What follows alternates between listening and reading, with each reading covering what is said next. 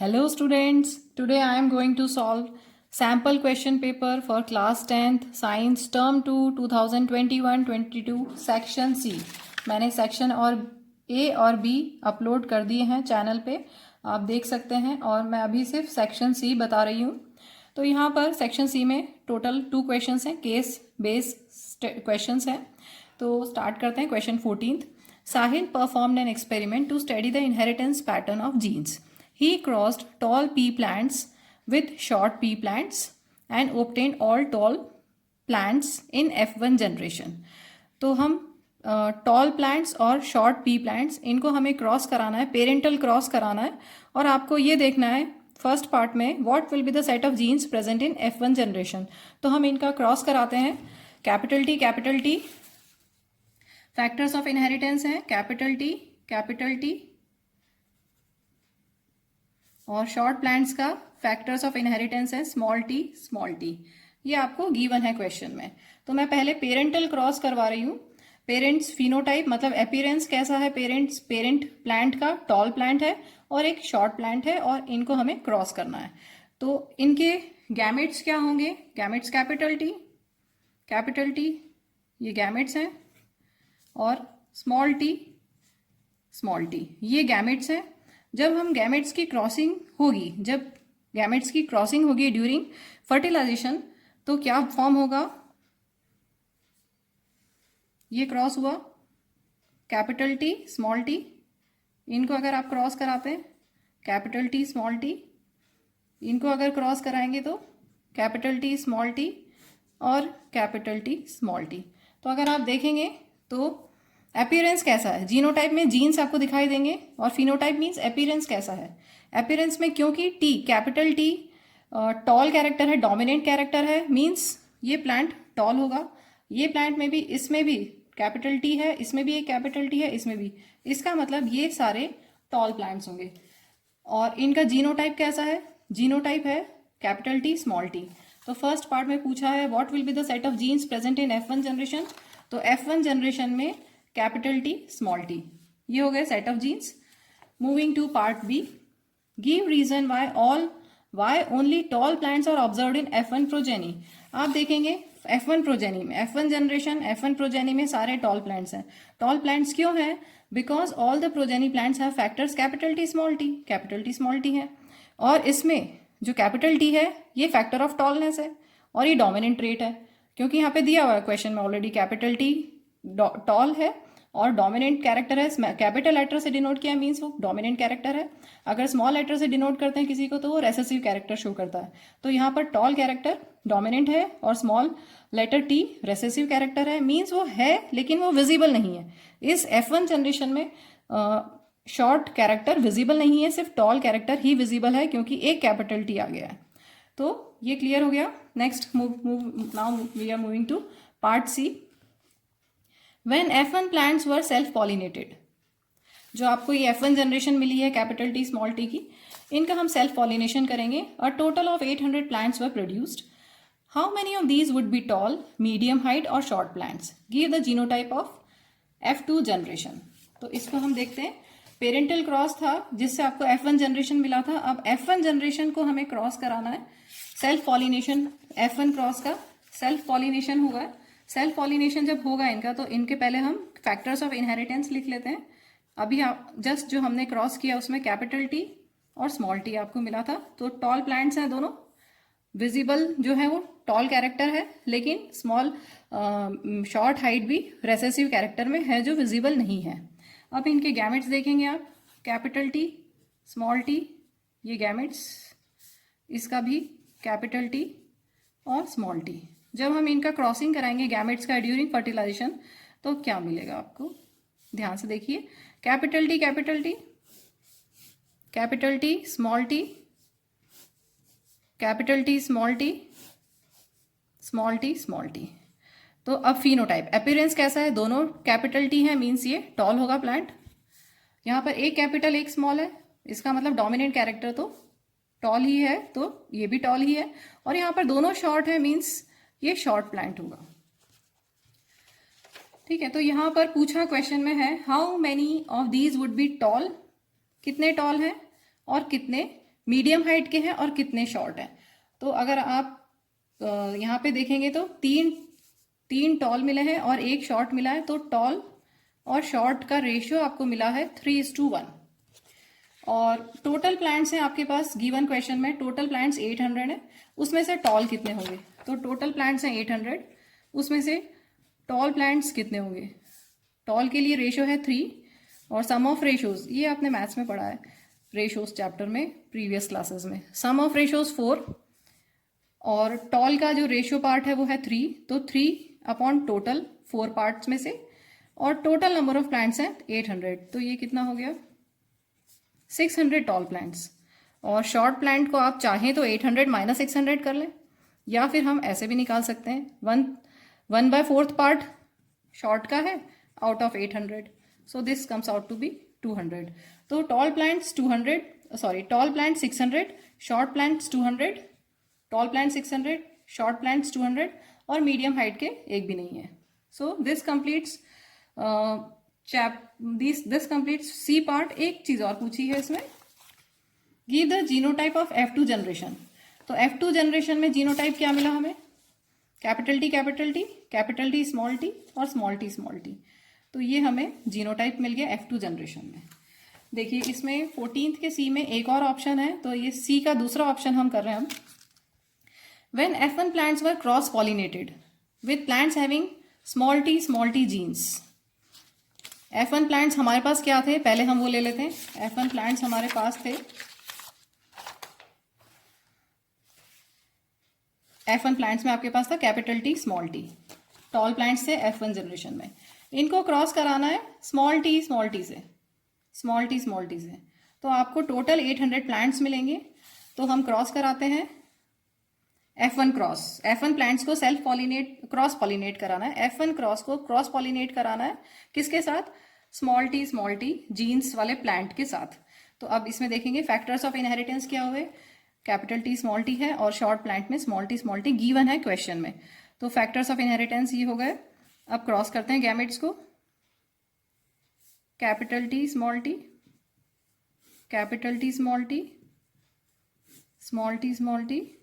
And small T. Appearance कैसा हुआ, phenotype कैसा हुआ, ये टॉल, यहाँ पर कैपिटल टी एक है, इसका मतलब ये भी टॉल, इसमें दोनों स्मॉल है, इसका मतलब ये शॉर्ट प्लांट, इसमें दोनों स्मॉल है मीन्स ये भी शॉर्ट प्लांट। तो ये हमें किस रेशो में मिला, 1:1 रेशो में मिल गया। अब यहाँ पे पूछा है टोटल 800 प्लांट्स प्रोड्यूस हुए, तो how many of these would be tall, medium, height और शॉर्ट प्लांट्स। तो क्लियरली टोटल 800 है, टोटल आपके पास 800 है और 50% टॉल है, 50% शॉर्ट है, तो 400 ईच टाइप के हो गए। ठीक है, तो number of tall plants 400, number of short plants 400 और मीडियम प्लांट्स नहीं है। एक और चीज पूछी है यहाँ पर, give the genotype of F2 generation. तो ये जीनोटाइप है, कैपिटल टी और स्मॉल टी F2 जनरेशन का जीनोटाइप हो गया। So this completes your question number 14। Moving to question 15।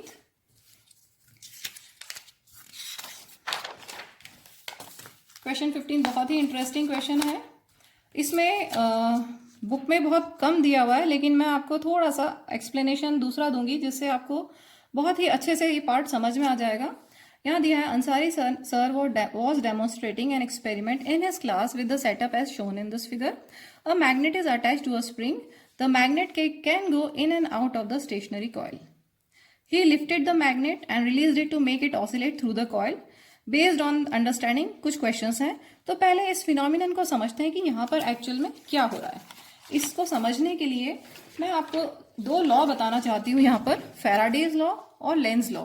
अगर आपने वो समझ लिया तो आपको ये बहुत अच्छे से समझ में आ जाएगा। वैसे ये डिटेल में आप क्लास 12th में पढ़ेंगे। फैराडे का क्या लॉ है, जब भी किसी मैग्नेट, और एक इस तरह का फिगर आपकी बुक में दिया हुआ है, सपोज यहाँ पर कॉइलिंग की हुई है और इसमें आयरन कोर है और एक मैग्नेट उसके पास में लेके आते हैं या दूर लेके जाते हैं, तो क्या होता है, whenever there is relative motion between a conducting coil and a magnet, या फिर मैग्नेट को कंडक्टिंग कॉइल के पास लेके आओ या कंडक्टिंग कॉइल को मैग्नेट के पास लेके आओ, तो रिलेटिव मोशन अगर इनके बीच में होता है तो ईएमएफ इंड्यूस होता है,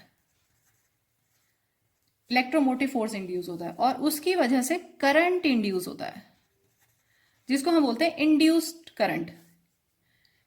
ठीक है, और अगर इस प्रोसेस में ये सर्किट, ये क्लोज्ड कॉइल हो तो करंट इंड्यूस होगा। ये ईएमएफ तो हमेशा इंड्यूस होगा, लेकिन अगर ये कॉइल क्लोज है तो करंट भी इंड्यूस होगा। तो आपको जो यहाँ पर बुक में फिगर दिया हुआ है, उससे पहले मैं लेंज लॉ और बता देती हूँ। लेंज लॉ, तो ये क्लियर हो गया कि जब भी रिलेटिव मोशन होगा between magnet and a coil, current induce होगा, ईएमएफ इंड्यूस होगा और करंट इंड्यूस होगा। और ये कब तक होगा? जब तक कि फ्लक्स में चेंज होगा। एक और टर्म है फ्लक्स, ये भी हम ले लेंगे अभी। जब तक फ्लक्स में चेंज होगा तब तक यहाँ पर ईएमएफ इंड्यूस होगा, और अगर ये सर्किट कंप्लीट है तो करंट इंड्यूस होगा। अब फ्लक्स क्या होता है? Magnetic field lines crossing perpendicular to the surface. Magnetic number of field lines, suppose field lines कोई एक कॉइल ले लें अगर आप, और उसमें से कितनी फील्ड लाइंस क्रॉस हो रही हैं, वो मैग्नेटिक फ्लक्स आपको देता है। अगर ज्यादा फील्ड लाइंस क्रॉस होंगी तो ज्यादा फ्लक्स होगा, कम फील्ड लाइंस क्रॉस होंगी तो कम फ्लक्स होगा। ठीक है, तो फैराडेज लॉ क्लियर, आई थिंक क्लियर है कि जब भी रिलेटिव मोशन होता है between a conducting coil and a magnet, EMF induce होता है, और अगर सर्किट क्लोज है तो करंट इंड्यूस होता है। और ईएमएफ कब तक होगा? इंड्यूस ईएमएफ कब तक होगा? जब तक कि फ्लक्स में चेंज आता रहेगा। ठीक है, एक और होता है लेंज लॉ। इसके अकॉर्डिंगली जो इंड्यूस्ड ईएमएफ होगा या इंड्यूस्ड करंट होगा, इंड्यूस्ड ईएमएफ या इंड्यूस्ड करंट, ये हमेशा, इनका डायरेक्शन हमेशा ऐसा होगा कि ये अपोज करेंगे कॉज को, जिसकी वजह से ये डेवलप हुआ है उस कॉज को अपोज करेंगे।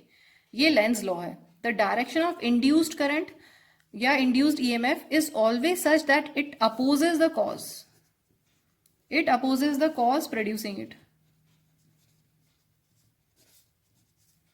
ठीक है, तो इन दोनों को हम समझते हैं। अब यहाँ पे फिगर लेते हैं। आपको दिया है एक स्प्रिंग से मैग्नेट अटैच है, और मैग्नेट स्टेशनरी कॉइल के पास में हमने इस तरह से सेटअप किया है इसको, और इस स्टेशनरी कॉइल का देखिए सर्किट कंप्लीट है। यहाँ पर गैल्वेनोमीटर अटैच है। Galvanometer is an instrument to detect current. अगर गैल्वेनोमीटर में डिफ्लेक्शन आता है, इसका मतलब कि उस सर्किट में करंट फ्लो हुआ है। वो करंट कितना भी हो सकता है। ठीक है, तो गैल्वेनोमीटर में डिफ्लेक्शन, निडल में डिफ्लेक्शन आएगा इधर टुवर्ड्स दिस साइड और दिस साइड। ये पॉइंटर सपोज 0 पे है, इस साइड या इस साइड डिफ्लेक्शन आता है, मीन्स करंट इसमें इंड्यूस हुआ है। करंट इंड्यूस हुआ है, प्रोड्यूस नहीं हुआ, इंड्यूस हुआ है because of this moving magnet. यहाँ पे हमने बोला था रिलेटिव मोशन हो इन दोनों में से, या इसमें या दोनों में। ठीक है, यहाँ पर हमारे पास है स्टेशनरी कॉइल। आपको जो दिया हुआ है वो इस तरह का है फिगर। ये एक स्टेशनरी कॉइल है और ये गैल्वेनोमीटर से अटैच्ड है, ये गैल्वेनोमीटर। अब हम सपोज करो इन्होंने दिया he lifted the magnet and released it to make it oscillate through the coil. अब मैग्नेट को जब लिफ्ट किया ऊपर की तरफ, ऐसे लिफ्ट किया, ध्यान से देखिए, मैग्नेट को लिफ्ट किया हमने। मैग्नेट का इधर इन्होंने नॉर्थ और इधर साउथ दिया हुआ है फिगर में। जब हमने मैग्नेट को लिफ्ट किया और रिलीज कर दिया तो मैग्नेट ऊपर जाएगा, नीचे आएगा। तो मैग्नेट का दो तरह के यहाँ पर मोशन हो रहे हैं। सेम फिगर, गैल्वेनोमीटर, ये है नॉर्थ और साउथ। तो मैग्नेट या दूर जाएगा या पास आएगा। तो अब देखिए, जब मैग्नेट को हमने लिफ्ट किया तो मैग्नेट को हम इस साइड लेके गए हैं। जब मैग्नेट को इस साइड लेके गए हैं तो क्या होगा, यहां पर मैग्नेटिक फील्ड लाइंस चेंज होंगी। मैग्नेटिक फील्ड लाइंस चेंज होंगी क्योंकि इसके पास में फील्ड लाइंस है। इस बार मैग्नेट के आसपास फील्ड लाइंस आपको पता है कैसी होती हैं, पता है ना सबको। बार मैग्नेट के आसपास अगर ये नॉर्थ है और ये साउथ है तो साउथ से नॉर्थ की तरफ अंदर होती है फील्ड लाइंस यूनिफॉर्म, और नॉर्थ से इमर्ज होती हैं और साउथ में मर्ज होती हैं। ये आपने सबने बनाया हुआ है बहुत बार। नॉर्थ से इमर्ज होती हैं और साउथ में मर्ज होती हैं। ठीक है, तो इस तरह की फील्ड लाइंस बनती हैं, और ये जो फील्ड लाइंस होती हैं ये क्राउडेड होती हैं एंड्स पे, ये भी आप पढ़ चुके हैं। तो यहाँ पे हम इस पे आते हैं कि अगर मैग्नेट को दूर लेके जाएंगे तो फील्ड लाइंस का number of field lines change होंगी। Number of field lines change होंगी तो क्या होगा, फ्लक्स चेंज होगा। फ्लक्स चेंज होगा मतलब इसमें करंट इंड्यूस होगा। अगर इसमें इस कॉइल में करंट इंड्यूस हुआ मतलब गैल्वेनोमीटर में डिफ्लेक्शन आएगा। ठीक है, अब डिफ्लेक्शन कैसा आएगा इसको देखते हैं। डिफ्लेक्शन आएगा, एक चीज तो ये हो गई फेराडेज लॉ से। अब लेंज लॉ अगर आप यूज करो तो जो इंड्यूस्ड करंट का डायरेक्शन होगा वो कैसा होगा कि वो उसको अपोज करेगा। किसकी वजह से यहाँ पर करंट इंड्यूस हुआ है? मैग्नेट की वजह से। मैग्नेट किधर जा रहा है? इस तरफ, मतलब साउथ पोल दूर जा रहा है। तो कॉज क्या है यहाँ पर? मोशन ऑफ मैग्नेट कॉज है। तो इसको लेंज लॉ के अकॉर्डिंग ये जो इंड्यूस्ड ईएमएफ होगा वो कैसा होगा कि वो इसको अपोज करेगा, इसको दूर जाने नहीं देगा, इस मैग्नेट को दूर जाने नहीं देगा। मतलब कि यहां पर साउथ पोल अगर आ जाता है, अगर यहाँ सॉरी नॉर्थ पोल, अगर यहाँ पर आपने पढ़ा ना coil behaves like a magnet, जब उसमें करंट होता है तो it behaves like a magnet. तो इधर नॉर्थ पोलैरिटी, अगर इधर नॉर्थ पोलैरिटी तो इधर साउथ पोलैरिटी। नॉर्थ पोलैरिटी क्यों आई यहाँ पर? लेंस लॉ के अकॉर्डिंग। लेंस लॉ के अकॉर्डिंग एक बार फिर से समझेंगे। लेंस लॉ के अकॉर्डिंगली जो भी इंड्यूस्ड करंट का डायरेक्शन होता है वो इस तरह से होगा कि वो अपोज करेगा कॉज प्रोड्यूसिंग इट। यहाँ पर कॉज क्या है? Moving magnet. मैग्नेट दूर जा रहा है, मैग्नेट दूर जा रहा है तो लेंस लॉ के अकॉर्डिंग यहाँ पर इंड्यूस्ड करंट का डायरेक्शन इस तरह से होगा कि वो इस तरफ आए, पास में आए। तो इस यहाँ पर साउथ है तो इधर नॉर्थ होगा, क्योंकि साउथ और नॉर्थ अट्रैक्ट करते हैं एक दूसरे को। ठीक है, तो अब इधर नॉर्थ आ गया तो डायरेक्शन ऑफ करंट क्या होगा? आपने पढ़ा हुआ है ये,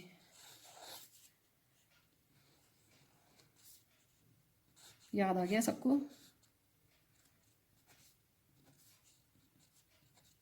अगर नॉर्थ बन रहा है इसका मतलब करंट का डायरेक्शन कैसा हुआ? कैसा डायरेक्शन हुआ? Anti clockwise. इसका मतलब इस केस में एंटी क्लॉकवाइज करंट बनेगा। यहां पर अगर आप ऊपर से देखेंगे, नीचे से नहीं, ऊपर से देखेंगे, यहां से इस साइड से देखेंगे तो आपको एंटी क्लॉकवाइज करंट लगा दिखाई देगा। एंटी क्लॉकवाइज करंट यहां पर इंड्यूस होगा। ठीक है, अब इस केस को लेते हैं। जब उसने रिलीज किया, उन्होंने जो सर है उन्होंने रिलीज किया मैग्नेट को, पहले ऊपर लिफ्ट किया फिर रिलीज किया। तो जब लिफ्ट किया तो यहाँ पर एंटी क्लॉकवाइज करंट बना। अब एंटी क्लॉकवाइज करंट इंड्यूस हुआ तो क्या हुआ? डिफ्लेक्शन आया। ठीक है, इसमें गैल्वेनोमीटर में डिफ्लेक्शन आया। इसके बाद जब मैग्नेट को छोड़ दिया वापस से तो वो नीचे की तरफ आएगा। अब जब वो नीचे की तरफ आ रहा है तो लेंस लॉ के अकॉर्डिंग क्या होगा? वो अपोज करेगा। यहाँ पर जो करंट इंड्यूस होगा वो इस तरह से होगा कि वो इस मैग्नेट को अपोज करे। तो अपोज करने के लिए क्या होना चाहिए? यहाँ पर साउथ साउथ डेवलप होना चाहिए, साउथ पोलैरिटी आनी चाहिए, और यहाँ नॉर्थ आनी चाहिए। अब अगर यहाँ south polarity I means current का डायरेक्शन कैसा होगा? अगर साउथ पोलैरिटी आती है तो करंट का डायरेक्शन क्लॉकवाइज। इसका मतलब यहाँ पर क्लॉकवाइज करंट होगा। तो यहाँ पर इस केस में जब मैग्नेट दूर जा रहा है तब एंटी क्लॉकवाइज करंट, जब मैग्नेट पास आ रहा है तब क्लॉकवाइज करंट। इसकी वजह से करंट का डायरेक्शन रिवर्स हो रहा है। मैग्नेट को हम मैग्नेट ऑसिलेट कर रहा है, करंट का डायरेक्शन रिवर्स हो रहा है, और करंट के डायरेक्शन रिवर्स होने से गैल्वेनोमीटर में डिफ्लेक्शन आएगा। जैसा यहाँ पर डिफ्लेक्शन आएगा उसका अपोजिट डायरेक्शन यहाँ पर आएगा। तो अब मुझे लगता है कि आपको ये पूरा समझ में आ गया। एक इंपॉर्टेंट टर्म मैं बोलना भूल गई, ये जो करंट इंड्यूस होता है this is known as electromagnetic induction. Electromagnetic induction का मतलब ही यही है कि जब भी किसी यहाँ पे दिया हुआ है there will be induced current. चलिए एक बार इसको हम समझ लेते हैं, पहले इसको पूरा कर लेते हैं। First part, what is the principle which Ansari sir is trying to demonstrate. तो यहाँ पर ये इलेक्ट्रोमैग्नेटिक इंडक्शन शो करना चाह रहे हैं। इलेक्ट्रोमैग्नेटिक इंडक्शन का मतलब जब हम मैग्नेट को मूव करते हैं किसी स्टेशनरी कॉइल के पास में तो इसमें करंट इंड्यूस होता है। मैग्नेटिक फील्ड लाइंस चेंज होने से इलेक्ट्रोमैग्नेटिक इंडक्शन का मतलब मैग्नेटिक फील्ड लाइंस चेंज होने से करंट इंड्यूस हुआ। ठीक है, यहाँ पर पूछा, सेकेंड पार्ट में पूछा है what will be observe when the magnet starts oscillating through the coil, और explain the reason behind this observation. मैंने पूरा एक्सप्लेन किया है, एक बार यहाँ पे आप देख लीजिए। There will be induced current in the coil due to relative motion between the magnet and the coil. Magnet और कॉइल के बीच में रिलेटिव मोशन होगा, इसकी वजह से यहाँ पर करंट इंड्यूस होगा। यही है Faraday's law. Changing the magnetic field lines around the coil generates induced current. Magnetic field change होगी क्योंकि हम एक बार मैग्नेट को दूर लेके गए, लिफ्ट किया और फिर उसको रिलीज किया तो मैग्नेट ऑसिलेट करेगा, मैग्नेटिक फील्ड लाइंस चेंज होंगी। ये जो मैग्नेटिक फील्ड लाइंस है इस कॉइल से पहले जब दूर लेके जाओगे तो मैग्नेटिक फील्ड लाइंस यहाँ पर कम निकलेंगी, इससे कम पास होंगी। जब पास में लेके जाओगे तो मैग्नेटिक फील्ड लाइंस ज्यादा पास होंगी इससे, कुछ इस तरह से। ठीक है, तो number of field lines change हो रही है, फील्ड लाइंस चेंज होने की वजह से एक करंट इंड्यूस होगा। I think clear. Next C part, consider the situation where magnet goes in and out of the coil, ये मैंने एक्सप्लेन कर दिया है. State 2 changes which could be made to increase the deflection in galvanometer. अब यहाँ पर है कि अगर गैल्वेनोमीटर में आप डिफ्लेक्शन इंक्रीज करना चाहते हो तो हम क्या कर सकते हैं, क्या पॉसिबल चीज़ें चेंजेस कर सकते हैं जिससे डिफ्लेक्शन इंक्रीज होगा. तो डिफ्लेक्शन इंक्रीज करने के लिए या फिर हम ये जो मैग्नेट है ये स्ट्रॉन्ग मैग्नेट यूज़ करें, स्ट्रॉन्ग मैग्नेट यूज़ करें तब डिफ्लेक्शन इंक्रीज होगा. या फिर अगर कॉयल जो आप यूज़ कर रहे हो, ये जो कॉयल यूज़ कर रहे हो इसमें नंबर ऑफ टर्न्स ज़्यादा कर दो तो भी डिफ्लेक्शन ज़्यादा होगा. ओके, अब सी पार्ट का second option, is there any difference in the observations in the galvanometer when the magnet swings in and then out of the stationary coil. बिल्कुल डिफरेंस है इनमें. डिफ्लेक्शन अलग साइड होगा और आउट में deflection side change कर देगा, reverse हो जाएगा, direction of induced current reverse हो जाएगा. और वो मैंने अभी आपको पूरा यहाँ पर एक्सप्लेन किया है डायरेक्शन ऑफ इंड्यूस्ड करंट कैसे रिवर्स होगा. इसको देखते हैं. When the magnet moves into the coil the galvanometer shows a momentary deflection. Deflection होगा से टुवर्ड्स लेफ्ट या राइट, कोई भी एक डायरेक्शन आप लिख सकते हो, कोई भी एक डायरेक्शन ले लो. अब जब हम आउट ऑफ द कॉइल लेके जाएंगे, आउट ऑफ द कॉइल लेके जाएंगे तो भी डिफ्लेक्शन आएगा, लेकिन अपोजिट डायरेक्शन में. shows when it is moved out of the coil the galvanometer shows a momentary deflection but in opposite direction. अगर यहाँ लेफ्ट हुआ है तो इधर उसमें राइट में डिफ्लेक्शन आएगा. क्यों आएगा? Because due to changing magnetic field associated with the coil.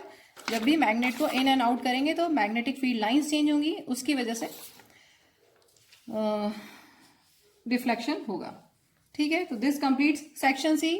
Okay, thank you.